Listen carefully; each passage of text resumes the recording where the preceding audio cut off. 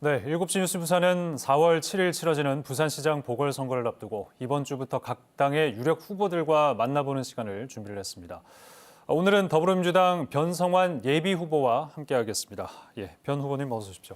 예, 네, 반갑습니다. 어제 부산시장 권한대행직을 사퇴하셨고요. 네, 또 그렇습니다. 민주당 가입을 하셨고 오늘 예비후보 등록을 마치셨습니다. 네. 어떤 마음으로 출마를 결심하게 되셨는지 먼저 좀 얘기를 해주시죠. 네, 우선 이번 선거는 1년 3개월짜리 시장을 뽑는 선거입니다. 어떻게 네. 보면은 내년부터 다시 이제 내년에 지방선거가 있기 때문에 일할 수 있는 시간은 8개월 정도로밖에 볼 수가 없다고 저는 봅니다. 예. 그런데 지금 코로나19 상황이나 이런 상황을 보면 굉장히 위기 상황입니다. 부산에 있어서도 유례없는 위기인데 이 위기를 막아내고 그리고 민생과 무너진 경제 생태계를 좀 되살리는 그런 어려운 과제가 있습니다. 예. 특히나 문재인 대통령과 부산의 민주당 정권이 거의 한 20년에 가까이 묵었던 과제들을 풀 수 있는 단초를 다 만들어냈습니다. 공항 문제라든지 엑스포, 그리고 경부선 철도 지화, 북항 재개발 이런 과제들이 많죠. 그래서 이 과제들을 풀려면은 이번 남은 올해까지 1년이 제일 중요한 한 해라고 봅니다. 네. 그래서 말로 이렇게 해결할 수 있는 시정이 아니기 때문에 초보 운전자에서는 맡기기 어렵다. 그래서 이런 시정의 연속성이나 이런 부분에 대해서 제일 잘하는 제가 나가는 게 적임이 아닌가 하는 생각에서 출마를 결심하게 됐습니다. 예. 그렇게 명분을 얘기해 주셨습니다만 일단 지금 비난하는 쪽에서는요. 네.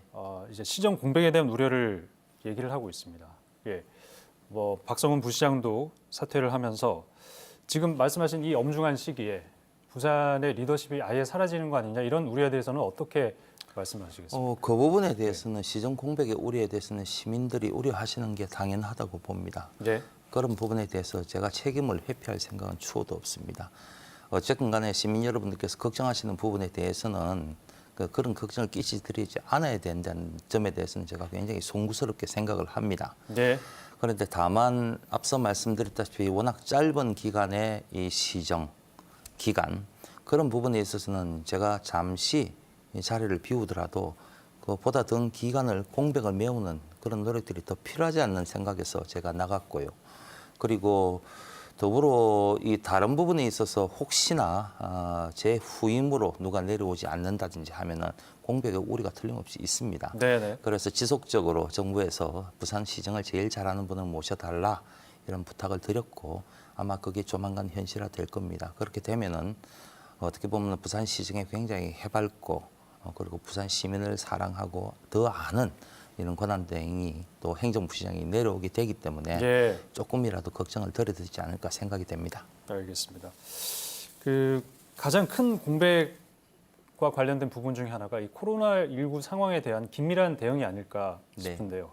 만약에 시장으로 되시면 이제 코로나19 대응 어떻게 좀 보완을 해 나가실 것인지 그런 청사진을 좀 얘기해 주신다면요. 제가 지금 이제 코로나가 조금 진정세가 되다가 오늘 조금 또 네. 집단 감염이 확산이 됐죠. 예. 이게 아마 이런 등락을 좀 하리라고 봅니다. 저는 제가 시장 권한 대행으로서 있으면서 체계적으로 많은 체계를 잡고 나왔습니다만은 그중에 특히 이 사각지대와 관련된 그래서 모든 분들이 좀 시민 여러분들이 검사를 받을 수 있는 무료 임시선별 진료소라든지 찾아가는 이동선별소 그런 부분에 대해서 노력을 많이 했고 지금도 운영을 하고 있습니다. 네. 또 제일 중요한 게 이제 백신 문제죠. 그래서 제가 권한대행이 있으면서도 마무리 짓고 나온 부분이 백신과 관련돼서 할 수 있는 조직 체계 추진단 그리고 협업 체제, 민간의 협업 체제를 구성을 했고 예. 어떤 곳에서 접종을 해야 되는지 하여튼 그런 부분들에 대해서 저희들이 충분히 검토를 하고 나왔습니다. 하여튼 어쨌든 연말까지는 전 국민의 면역력이 생기기 전까지는 이런 과정들이 이어져야 되기 때문에 향후 시장이 되면은 그런 부분에 대해서 집중을 해야 된다고 봅니다. 그 지금까지 해왔던 방역의 어떤 성과라고 할까요? 그런 네. 부분에 대해서 부산 시민들께 좀 긍정적인 평가를 받을 수 있겠다라고 생각을 하시는 겁니까? 결과로 말씀드릴 수 있는 부분이기 때문에 네. 지금 현재로는 아직 진정세가 아니기 때문에 뭐라고 단정적으로 말씀을 드리기는 어렵습니다만은 예. 타시도보다는 안정적으로 관리를 잘 하고 있다고 말씀드릴 수 알겠습니다. 있습니다. 아무래도 권한 대행직을 최근까지 수행을 하셨기 때문에 네. 부산시 현안은 누구보다 잘 파악을 하고 있지 않을까 하는 생각을 하게 네, 되는데요. 그렇습니다.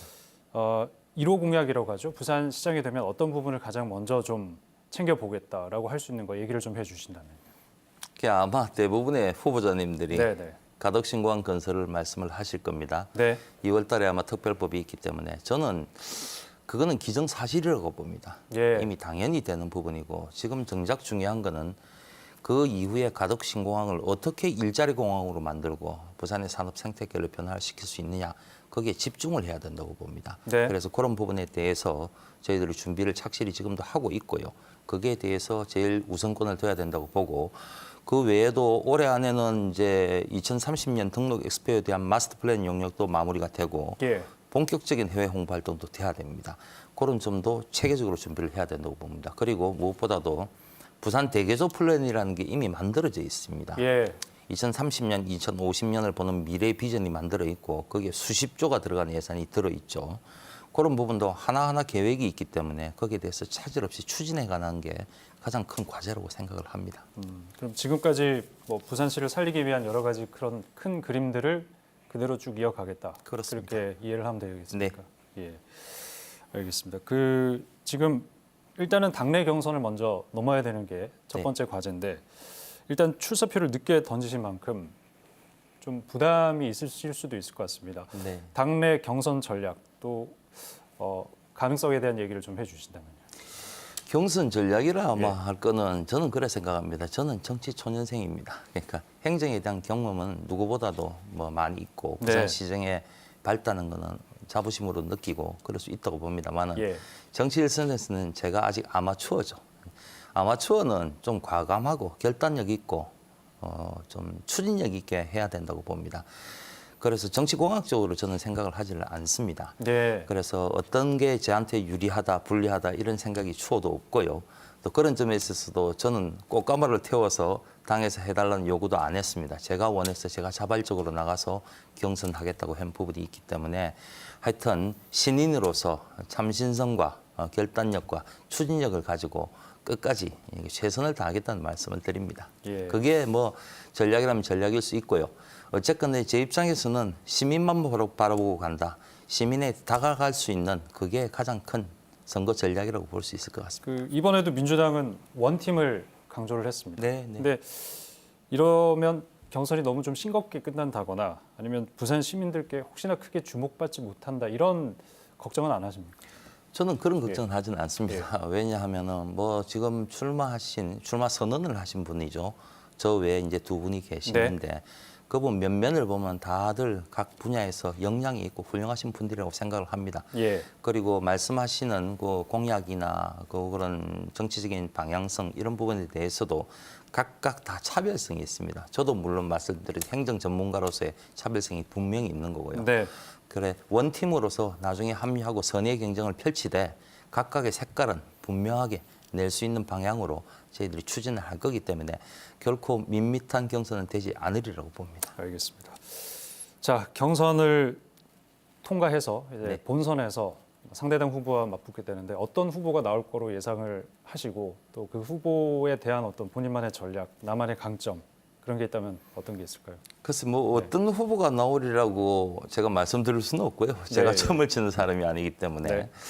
근데 다만 그런 부분들도 앞서 말씀드렸다시피 지금 야당에서 이제 나오시는 그런 후보님들도 뭐 개개인 역량에 있어서는 뭐 많이 뛰어난 점이 있는 분들로 제가 알고 있습니다. 예.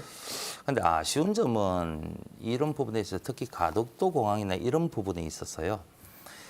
우리가 분명한 입장을 좀 말씀해 주셨으면 좋겠어요. 지금 국민의힘 당정 쪽에서는 물론 15분의 이런 부산시 의원, 부산의 국회의원님들이 다 찬성하고 발의를 했지만 네.